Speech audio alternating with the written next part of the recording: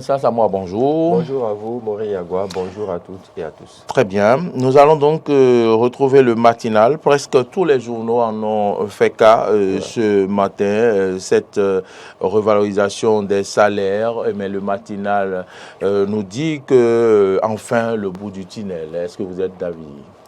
Bon, je ne serai pas aussi péremptoire que le matinal ce matin, puisque le vrai bout du tunnel ne sera constaté par les travailleurs que sur l'effectivité de l'augmentation qu'ils auront sur leur salaire, à partir de quand on ne saurait le dire précisément.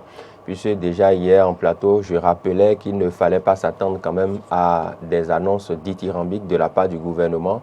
Le régime de la rupture ne nous a pas habitués à des effets d'annonce pour plaire. Et donc, le régime de la rupture a toujours fait les choses de façon méthodique. Hier, je prévenais déjà qu'il fallait être prudent sur la façon de s'attendre à quoi que ce soit après cette rencontre d'échange avec les acteurs sociaux.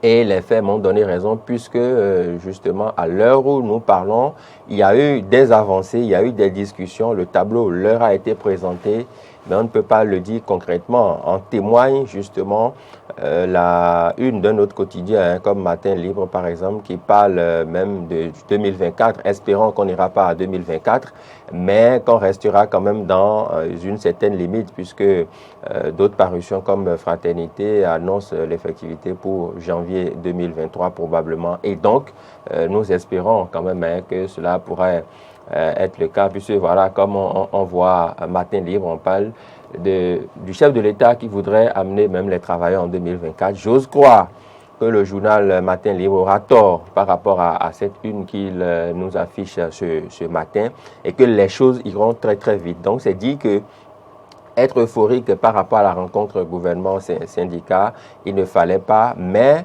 il y a certains points quand même qui méritent d'être relevés. La situation des aspirants au métier d'enseignement, qui était une situation jusque-là un peu ambiguë. Eux-mêmes ne savaient pas forcément à quel sein se vouer.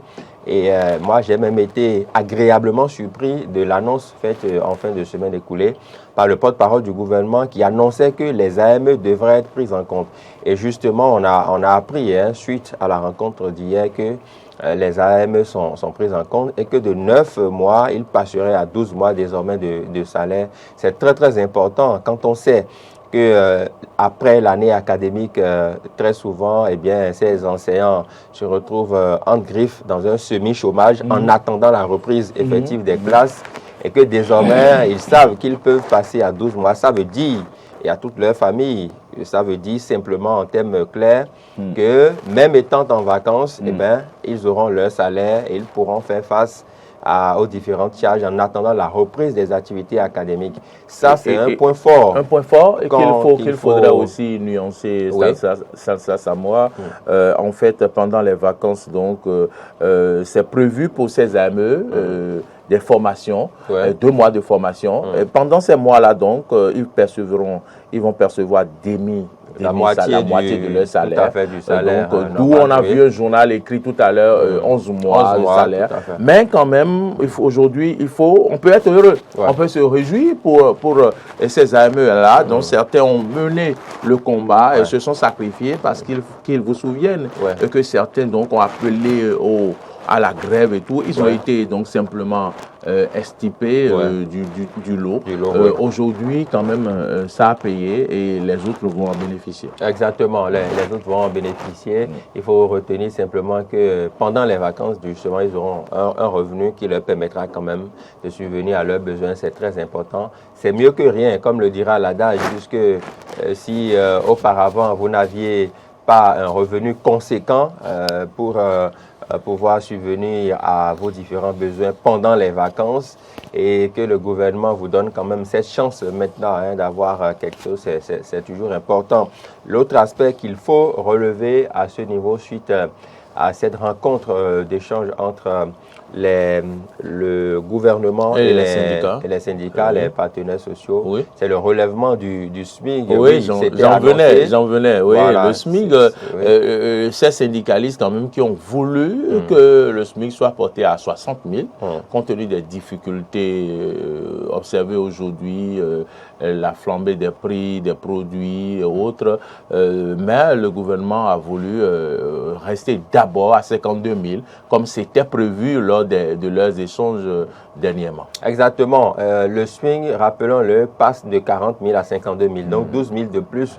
Ce n'est pas rien quand on mesure un peu l'incidence financière que cela a sur le budget général de l'État. Je le dis toujours parce que les gens peuvent estimer que oui, 12 000, mais attention, quand on ajoute 12 000 francs à votre salaire, imaginez ce que ça fait. Quand on ajoute 12 000 francs à un revenu, quand vous allez au marché, vous allez faire des emplettes et que vous avez 12 000 de plus que d'habitude, imaginez ce que cela peut acheter. Donc, il faut voir le concret au lieu de... C'est vrai que oui, les syndicalistes, on les connaît, ils sont toujours dans leur rôle, ils aspirent toujours au mieux. Mettez le SMIC à 100 000 francs aujourd'hui, vous demanderont 200 000 demain. Mettez-le à 200 000, vous demanderont plus. Donc, ça, on le sait, d'accord. Mais voyons un peu la réalité. C'est vrai que certains nous donneront l'exemple d'autres pays qui nous entourent, de la Côte d'Ivoire par exemple, mais rappelons aussi que notre contexte économique, nos revenus, les réalités du Bénin ne sont pas celles des autres pays comme la Côte d'Ivoire et donc il va falloir y aller tout doucement. L'essentiel, le positif qu'on retient ici, c'est déjà la volonté du gouvernement de faire bouger les lignes et donc d'acter le relèvement du SMIC de 40 à 52 000, c'est très important. Et cette incidence-là, c'est applicable à tous les salaires, si je ne m'abuse. Donc voilà, en fonction du montant de votre salaire, vous allez constater le relèvement là, ce relèvement. Donc c'est très très important. Et cela vient quelque part au plan social, au plan des relations contractuelles désormais en milieu professionnel. Cela vient mettre quand même la barre un peu plus haute parce que désormais on n'emploiera plus quelqu'un pour le mettre à 40 000. Vous êtes obligé maintenant d'employer toute personne et de les mettre à partir de 52 000. Pourquoi pas 55 ou 60 000? Donc ça veut dire que quelque part, c'est une obligation qui est faite désormais aux chefs d'entreprise, aux potentiels employeurs, pour que justement dans les négociations, dans les dispositions contractuelles, on puisse relever le niveau du SMIC à ce niveau-là. Donc, c'est vrai que les lignes ont bougé, les demandeurs d'emploi savent qu'aujourd'hui, quand on veut vous employer quelque part ou quand on veut vous proposer un contrat, on ne peut pas vous proposer en dessous de 52 000. C'est déjà, ce n'est pas heureux, mais je dirais que c'est déjà un petit pas de fait. Et progressivement, les choses on vient de loin quand même, hein, on vient de loin. Voilà, justement, on vient de loin. Et donc, progressivement, les choses vont davantage bouger. Je me rappelle que sous le régime de Boni Yayi, les syndicalistes avaient tempêté, passez-moi l'expression, ils avaient fait d'énormes discussions, voilà, ils avaient crié leur ras-le-bol, ils voulaient, coûte que coûte, que le SMIC soit relevé, ils voulaient quand même que les lignes bougent. Mais aujourd'hui, on se rend compte que dans un calme certain, dans une certaine méthode, eh bien, dans une démarche méthodique, le gouvernement est en train de bouger les lignes petit à petit et c'est quelque chose à saluer. Mais les lignes n'ont pas encore véritablement bougé en ce qui concerne les salariés du privé. Matin Libre écrit donc que les salariés du privé suspendus aux échos du plaidoyer du gouvernement auprès des patrons. Nous devons quand même sérieusement, le gouvernement devrait sérieusement se pencher sur donc la situation des travailleurs dans le privé. Oui, la situation des travailleurs du privé émane peu ou prou du patronat. C'est pourquoi j'ai quand même aimé le plaidoyer du patronat à ce niveau, puisque le patronat était aussi à cette séance. Il faut dire que dans le privé, si Mori Agua, vous avez votre structure, on ne peut pas demander quand même aux autorités étatiques ou à un gouvernement de vous dire ce que vous allez faire de votre entreprise. Sauf que dans la réglementation en vigueur, quand on parle de relèvement du SMIC ou d'augmentation des salaires, ce sont les travailleurs du public qui sont en premier visés. Et donc, partant de là, les répercussions pourraient quand même être faites sur ceux du privé parce que nous sommes tous dans le même pays, nous allons sur les mêmes marchés. Voilà. Il n'y a pas que, jusqu'à l'heure où je vous parle, il n'y a pas que le marché d'Antokpa est scindé en deux. Il y a une partie pour les travailleurs du public et une autre pour les travailleurs du privé. Non, nous allons tous dans le même marché. Les prix nous sont imposés au même niveau. Absolument. Quand bien même vous allez au niveau des supermarchés, il n'y a pas des prix pour un travailleur du public et un autre tarif pour un travailleur du privé. Quand vous prenez un conducteur de taxi-moto, il ne vous demandera pas êtes-vous travailleur du public, donc votre prix c'est 700 et pour celui du privé c'est 200. Non, ça veut dire que nous sommes tous traités au même niveau, voilà, à la même enseigne, voilà, au niveau des marchés, au niveau de la consommation. Et donc, le patronat qui s'occupe essentiellement du privé doit quand même pouvoir essayer de relever les choses à ce niveau. Et là, si au niveau du Conseil national du patronat, si les chefs d'entreprise privées, toutes tendances confondues, se réunissent et voient un peu en fonction de ce que le gouvernement a décidé, ce qu'eux-mêmes ils peuvent faire pour les employés du privé, ça sera quand même quelque chose de bénéfique. Et donc, nous l'attendons vivement et nous espérons que cela aussi sera acté d'ici les prochaines semaines. Pourquoi pas d'ici les prochains mois. Voilà. Et puis, un autre titre a retenu votre attention, c'est toujours à la une du quotidien le matinal, paix en période électorale dans les collines, autorités traditionnelles et religieuses s'engagent. Lorsqu'on sait un peu ce qu'a été donc les élections dans ces départements ou dans ce département pendant les années antérieures et que l'on apprend que les autorités traditionnelles et religieuses s'engagent, retient certainement votre attention. Oui, tout à fait. Et je voudrais juste rappeler que la paix en période électorale ou la paix tout court n'est pas que l'apanage des acteurs politiques. C'est l'erreur que nous commettons souvent. C'est pour cela que j'ai quand même voulu qu'on en parle. Quand je vois les autorités traditionnelles, les autorités religieuses qui s'engagent pour la paix, ça me fait plaisir. Parce que nous habitons tous le même pays. On ne le souhaite pas. Quand une situation difficile ou désastreuse éclate, ça ne connaît ni mouvancier ni opposant. Ça ne connaît ni chrétien céleste, ni vaudouisant, ni animiste. Vous êtes tous frappés par la même balle. La balle qui part d'un fusil ne distingue pas l'homme politique du conducteur de taxi-moto, ne distingue pas le journaliste du commerçant du marché. Donc, c'est très important, c'est fort ce message-là qu'a affiché le matinal à sa une aujourd'hui, qu'on soit autorité traditionnelle, qu'on soit autorité religieuse, qu'on soit citoyen lambda, on doit tous œuvrer pour la paix.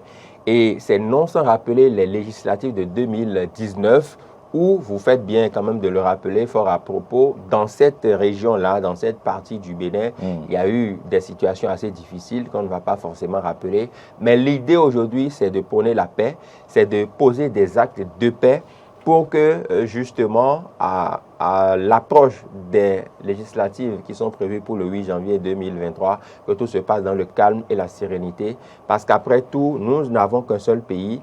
Et après les élections, nous devons continuer par vivre, par exister et par vaquer librement à nos activités.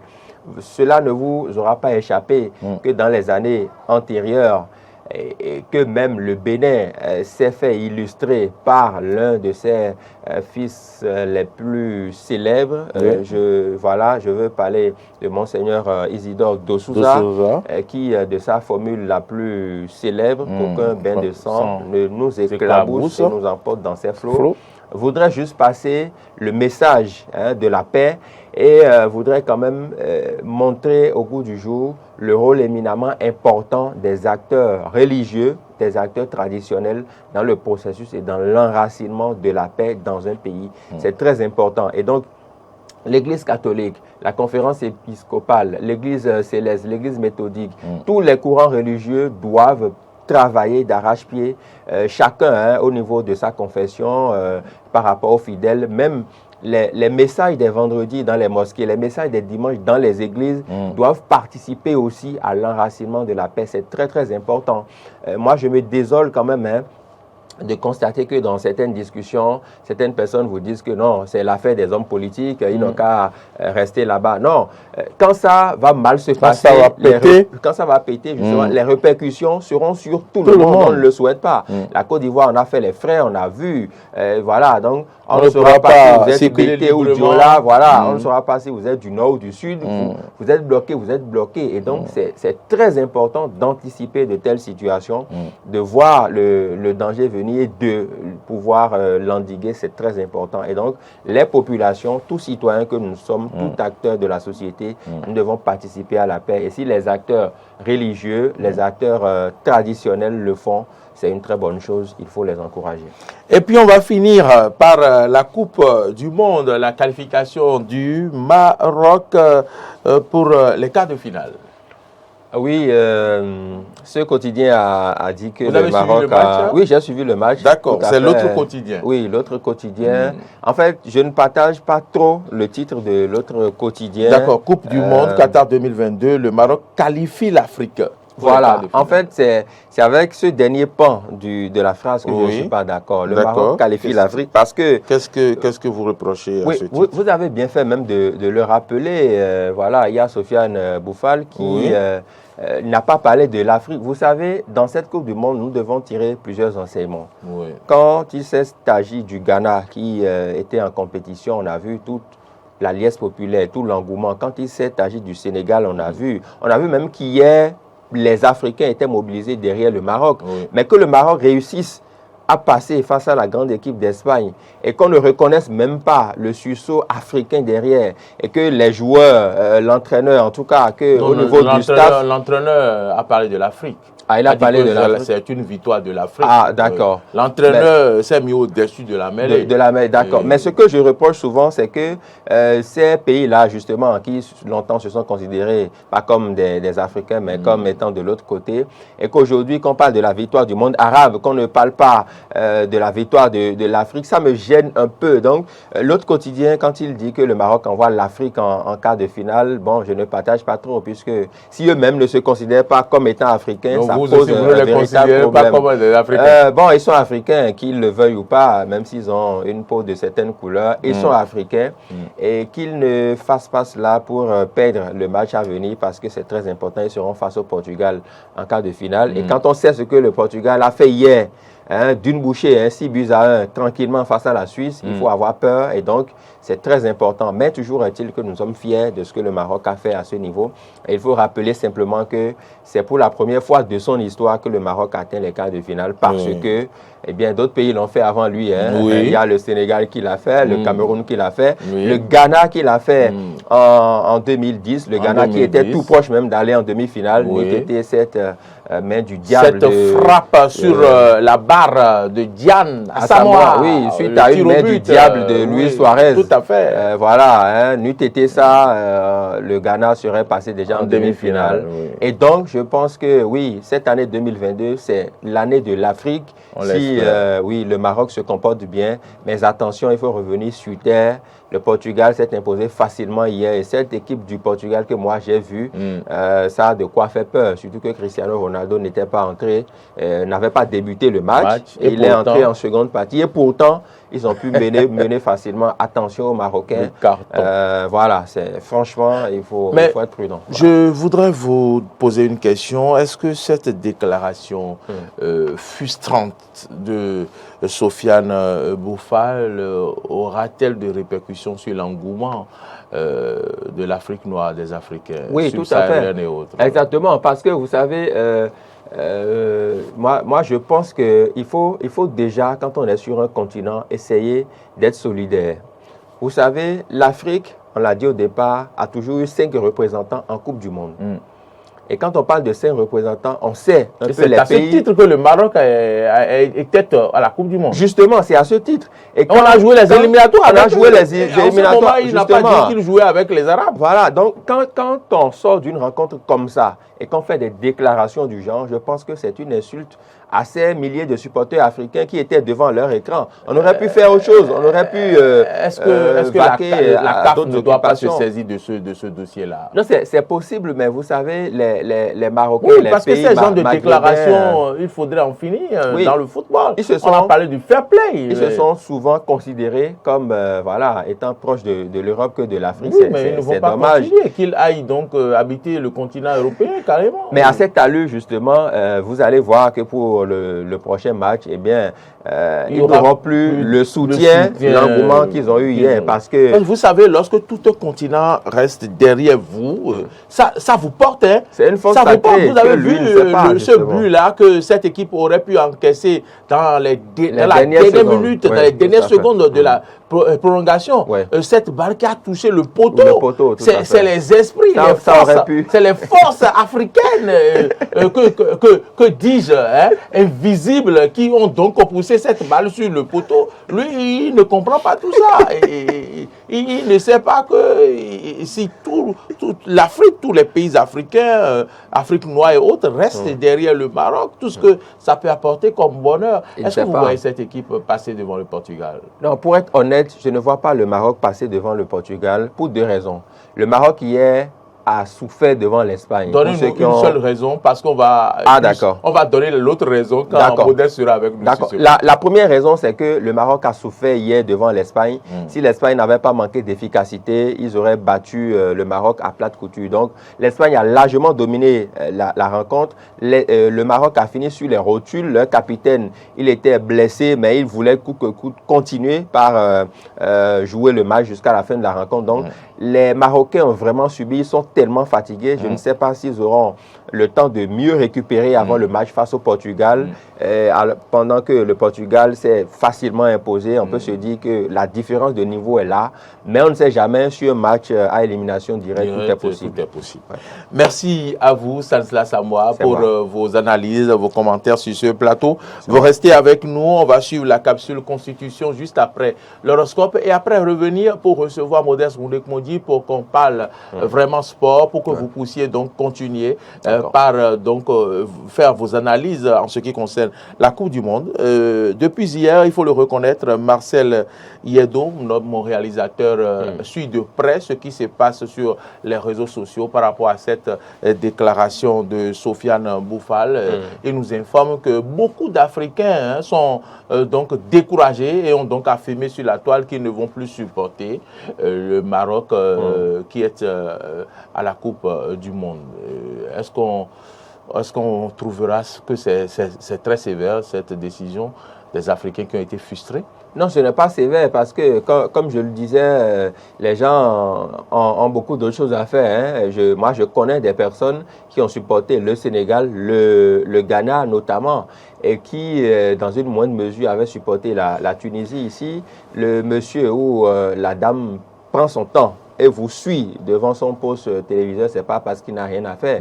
Et donc, quand c'est le sang patriote, justement, quelqu'un qui est béninois, il n'est ni marocain, ni égyptien, ni sénégalais, mais il supporte l'Afrique. Et donc, quand vous avez une rencontre du genre et que vous sortez, la moindre des choses à faire, c'est de reconnaître le mérite non seulement de votre sélection, mais aussi du continent africain qui vous a poussé.